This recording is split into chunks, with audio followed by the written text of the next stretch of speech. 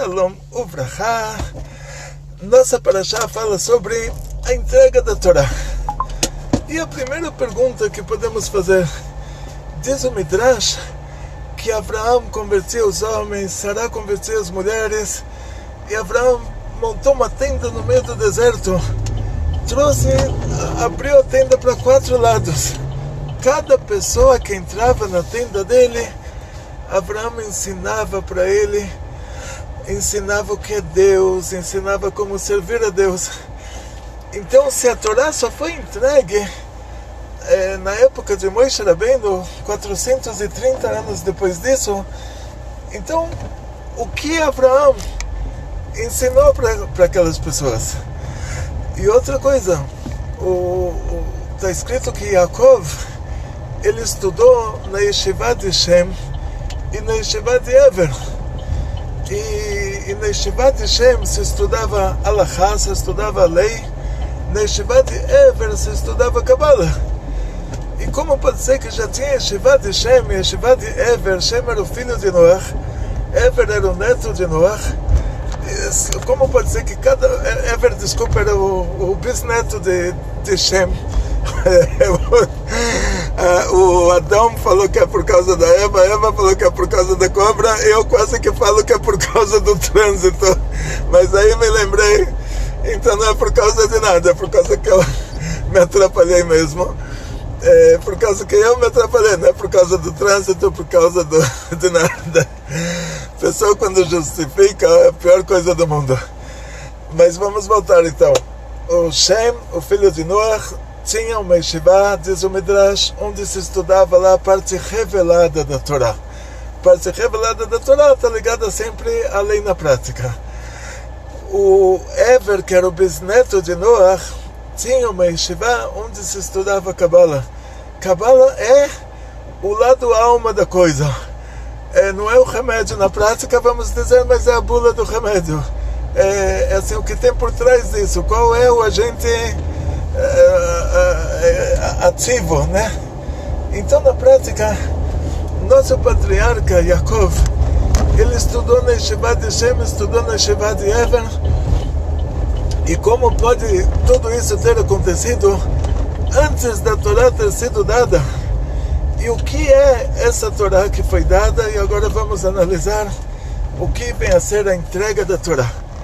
A entrega da Torá, ela tem um lado principal, vamos dizer assim, que está escrito que antes da entrega da Torá, o que era de cima não descia para baixo, o que era de baixo não subia para cima. Então, você poderia usar alguma coisa para o trabalho divino, e essa coisa não recebia santidade. A entrega da Torá uniu, sincronizou entre o mundo material e o mundo espiritual. Então, a partir daí, quando você cumpre o mandamento divino, você traz santidade para o mundo. Você traz Kedushá. Essa santidade, né?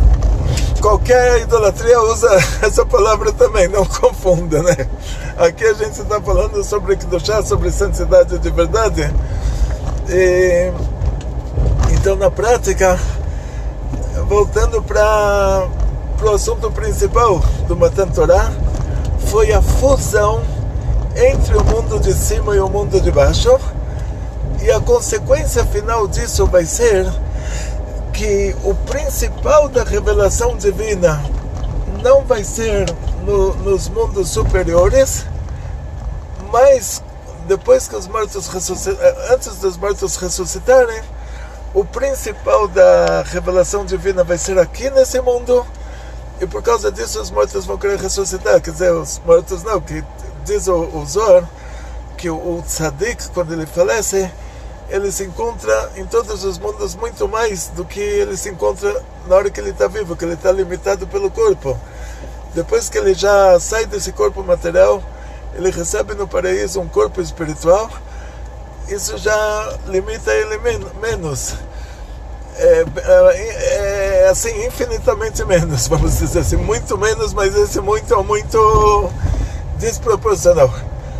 Então, voltando para o nosso assunto, graças a Deus que nós tivemos o mérito de estar do lado certo, né? Desse lado, que quando Hashem vai fazer com que esse mundo se torne mais alto paraíso do que o alto paraíso, aí vai ser o verdadeiro pagamento por tudo que foi feito durante a nossa vida. Mas, para você entender como isso funciona, agora, quando você está cumprindo o mandamento divino, diz a Kabbalah, livros de Kabbalah falam que você está trazendo a hora sovev kol almin, a luz divina, a revelação divina que envolve todos os mundos, que o nível dela é muito superior a essa que preenche todos os mundos. Eu poderia dar um exemplo, mas o exemplo é muito curto para isso. Tipo, quando você fala sobre níveis de revelação divina, vamos falar sobre esse nível que a revelação divina preenche todos os mundos. As pessoas costumam dizer que Deus está em todo lugar. Não é certo dizer assim. O certo é que todo lugar é Deus. Porque se tivesse Deus e o banheiro, e Deus não tivesse no banheiro, se tivesse Deus e a estátua, e Deus não tivesse... se tivesse Deus e outra coisa, aí já seria dois. Já não seria... Deus não seria um único. Ele seria um que é contado. Porque teria Deus e o banheiro, Deus e a estátua, Deus e a... Então, quer dizer, Deus está em todo lugar. Deus está na idolatria, está no banheiro, está no como se fala, no esgoto, está em todo lugar. Só que quando você fala sobre isso, que Deus está em todo lugar, a primeira coisa é que o nível de revelação não é igual em todo lugar. Quando você passa aqui em São Paulo, do lado do Rio Tietê, que tem aquele cheiro do todo o esgoto da cidade, é proibido falar uma brachá, proibido falar nome de Deus. Se você está falando um teilim, você tem que parar, porque você está passando do lado do esgoto aberto. Deus está em todo lugar, está lá também, está no Rio Tietê também. Só que o nível de revelação divina que está lá é um nível quase ínfimo. Como diz o Zohar, que não tem coisa ruim, a coisa ruim não tem vida própria. Então não tem uma coisa ruim que existe sem que tenha é usada a palavra nitzutz. Nitzutz é traduzido como centelha, mas a tradução, assim, se você imagina, quando você fala sobre uma brasa e a centelha é uma coisa que já está fora, certo? Porque eu acho que por isso foi usado esse exemplo de nitzotz, que antigamente se batia o martelo na viga, eu acho que chamava viga isso, agora tentar lembrar as coisas técnicas dos sapateiros antigos, ou dos ferreiros antigos, né? Hoje é tudo automático. Mas quando se batia o martelo naquela peça de ferro, que eu acho que se chamava viga, saía uma faísca. Então, quer dizer, a faísca é uma coisa que está do lado de fora. Por isso foi usado esse exemplo da faísca divina, que ela faz existir a coisa ruim. Ou seja, a coisa ruim não existe por si só. Tem que ter uma pequena kedushá, uma pequena santidade que faça ela existir. Essa pequena kedushá, ela não está revestida na coisa ruim. Ela está envolvendo a coisa ruim. E a coisa ruim existe porque ela está envolvida por uma micro kedushá, vamos dizer assim, uma micro, não sei, se tivesse que dar um exemplo, eu diria que é um átomo de santidade, que um átomo de kedushá faz com que essa coisa ruim exista. Então, o que acontece é que, sendo que a coisa ruim é uma coisa ruim, e a kedushá não vai poder se revestir nela, então ele está envolvendo ela. Aqui, quando a gente fala sobre o nosso mundo material, que ele é consequência dos mundos espirituais, ele é o desencadeamento, ou seja, o lado material do nosso mundo material. A raiz dele é no primeiro tzimtzum, na primeira ocultação, fenômeno cabalístico.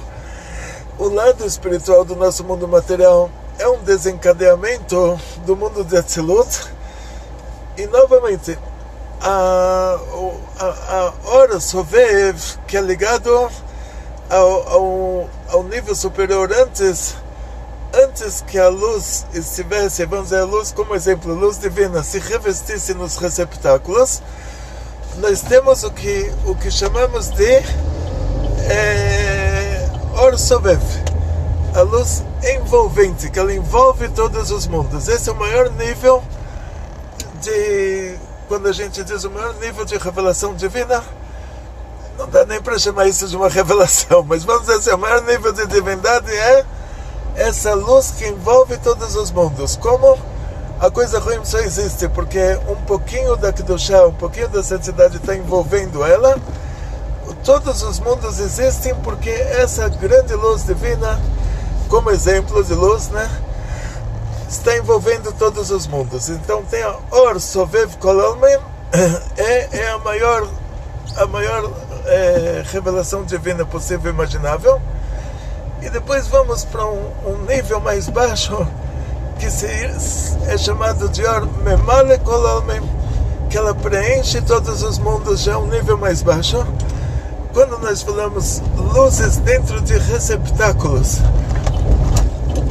nós dizemos assim, que já chegamos num nível que ele já é o mais baixo, vamos dizer assim. No futuro vai se revelar aqui essa luz que envolve todos os mundos, que é um nível muito acima da raiz da nossa alma. Como a gente faz isso acontecer? Por meio de cumprir hoje os mandamentos divinos, nós estamos já trazendo essa luz que envolve todos os mundos, que a gente está cumprindo os mandamentos divinos de maneira material, no mundo material, por meio de uma ação material. Até essa aula de Torá, ela é uma aula falada. Então o movimento dos lábios, ele já é uma ação. Você está ouvindo, já é uma ação.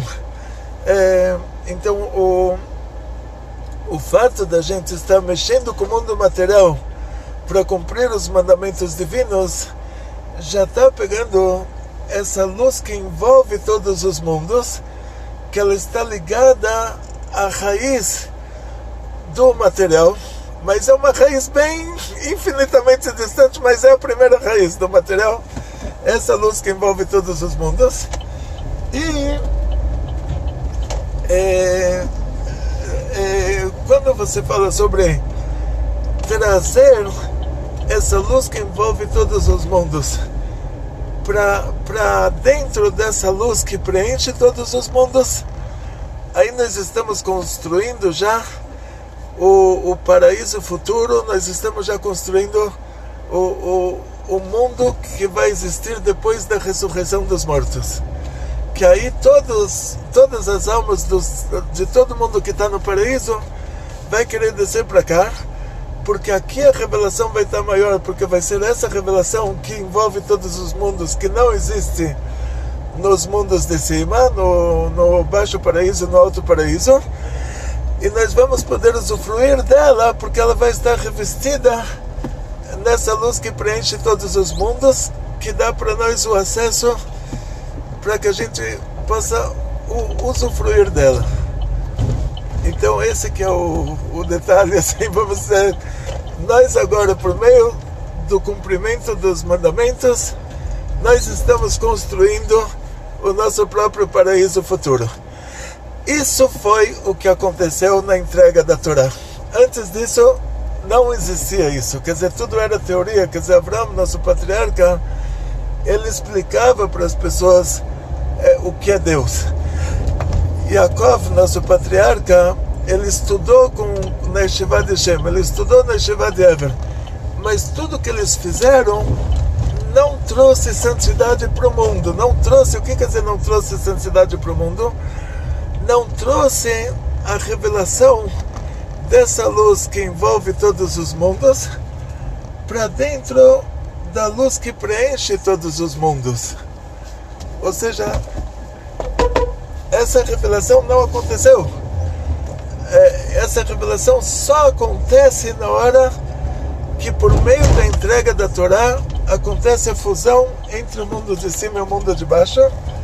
Então, a partir daí, quando você compra o mandamento divino, você traz essa luz que preenche que envolve todos os mundos para dentro da luz que preenche todos os mundos. Ou seja, você coloca as luzes nos receptáculos, vamos dizer, é um termo, porque a luz que preenche todos os mundos, ela se encontra dentro de receptáculos. Um dia a gente estuda certinho, sempre quando a gente fala sobre luz, é expansão, e receptáculo é limitação. Então para a gente poder usufruir de alguma coisa, ela tem que estar dentro de um receptáculo. Ou seja, o receptáculo é o filtro pelo qual a gente pode usufruir dessa revelação divina. Então essa luz que envolve todos os mundos, ela está acima da raiz da nossa alma, de nós próprios, que somos a nossa própria alma. A gente não tem como usufruir dela. Ela é o paraíso verdadeiro, mas a gente não tem como usufruir dela. E no futuro ela se revela por meio disso que nós trouxemos ela para dentro dos receptáculos. Como nós conseguimos trazer essa luz divina que envolve todos os mundos para dentro dos receptáculos, para ela se revelar dentro dos receptáculos, e consequentemente nós podemos usufruir dela por meio disso que aconteceu a entrega da Torá. Ou seja, o principal aspecto da entrega da Torá é que o mundo de cima se fundiu com o mundo de baixo. Agora a gente pode trazer a santidade do mundo de cima para o mundo de baixo, construindo o nosso paraíso futuro. A gente está transformando esse mundo de baixo espiritualmente no principal lugar, no principal foco da revelação divina, no principal lugar da revelação divina, a ponto de no futuro você fala, olha, eu estou na terra e Deus está no céu. Ou seja, o que você está dizendo? Deus está em todo lugar, Deus está aqui também. É como aprendemos assim, não é que Deus está em todo lugar é Deus, só que num nível de revelação mais oculto. No futuro você vai falar, olha, a gente está aqui, Deus está aqui, e os anjos eles vão falar, olha, toda a terra está preenchida da sua honra. Não sei como se traduz lá, todos os... Aqui em hebraico tem outra sensação. Quando você fala o versículo em hebraico, tipo assim, que essas palavras em português, quando você traduz, não são palavras que você usa no português falado, né? Então, mas vamos ver, eles falam molecular escavador. Os anjos falam, olha, Ayem como Kavodó, onde é o lugar da sua honra, vamos traduzir assim. E eles respondem, toda a terra está cheia da sua honra. Vamos traduzir assim, da sua glória. Você chega para alguém e fala, sua glória, o que a pessoa vai entender? Quem vai falar vai para um psiquiatra, né? Então essas palavras são bem assim, em português eclesiástico. Eu não sei, vou ter que encontrar umas traduções para isso. Mas assim, os anjos perguntam aonde está a revelação divina, e eles próprios respondem, toda a terra está cheia da revelação divina. E como nós não vemos isso, porque o que a gente está fazendo? Que a gente está usando o material para fazer um assunto espiritual. Você coloca uma moeda na tzedakah, você está usando ferro, uma moeda de ferro, não imagino que no Brasil tenha moedas de ouro, uma coisa assim, uma moeda de ferro, para cumprir um mandamento divino. Você pegou 10 centavos, colocou numa caixinha de tzedakah, você cumpriu um mandamento divino. Então você trouxe a luz divina que envolve todos os mundos, para dentro dos receptáculos, para dentro da luz que preenche todos os mundos, que ela se encontra nos receptáculos. E a gente vai poder usufruir isso no futuro. Para nós isso não está revelado agora, mas os anjos estão vendo isso. Por isso eles estão falando aonde é o lugar onde Hashem se encontra. Toda a terra se preenche, toda a terra está cheia da revelação divina. Essa revelação que a gente não vê agora, que eles já estão vendo. Eles estão vendo que o principal da revelação divina não está lá onde eles estão nos mundos de cima, mas aqui, por meio disso, que na entrega da Torá, nós conseguimos, Hashem fundiu o mundo de cima com o mundo de baixo, e aí a partir daí nós conseguimos trazer as luzes que estão acima do que os anjos conseguem captar, nos mundos espirituais onde eles se encontram, para dentro desse mundo material. E eles falam, então, o principal da revelação divina não está lá em cima, está aqui embaixo. A gente não vê isso agora, nós vamos ver isso depois do Tichiat HaMetim, depois que os mortos ressuscitarem. Esse mundo vai ser mais alto paraíso do que o alto paraíso. Isso a gente está fazendo agora, e a gente só consegue fazer agora por causa da entrega da Torá. Esse é o primeiro assunto da entrega da Torá, o assunto principal. Na hora da entrega da Torá, o povo, está escrito, o povo viu as vozes. O que quer dizer? Que a entrega da Torá não foi uma aula de 10 mandamentos. Gente, olha, saibam que é proibido assassinar, saibam que é proibido fazer idolatria. Não foi uma aula de 10 mandamentos. A entrega da Torá foi uma revelação. Está escrito lá, o povo viu as vozes. Eles viram toda a revelação divina, tudo que está por trás de todos os mundos. Ou seja, assim, por isso que está escrito que as almas saíram do corpo, e aí Hashem ressuscitou eles de volta. Depois eles falaram para Moshe, olha, então a gente entende que tem um intervalo entre um mandamento e outro. Não foi assim os 10 de uma vez. Deu tempo deles morrerem, serem ressuscitados, morrerem de novo, serem ressuscitados de novo. Deu tempo deles se reunirem com Moshe, falarem, Moshe, olha, daqui a pouco vai ter o terceiro mandamento. A gente não quer que Hashem próprio, que Deus próprio fale isso pra gente, senão a gente morre de novo, ele vai ter que ressuscitar a gente de novo.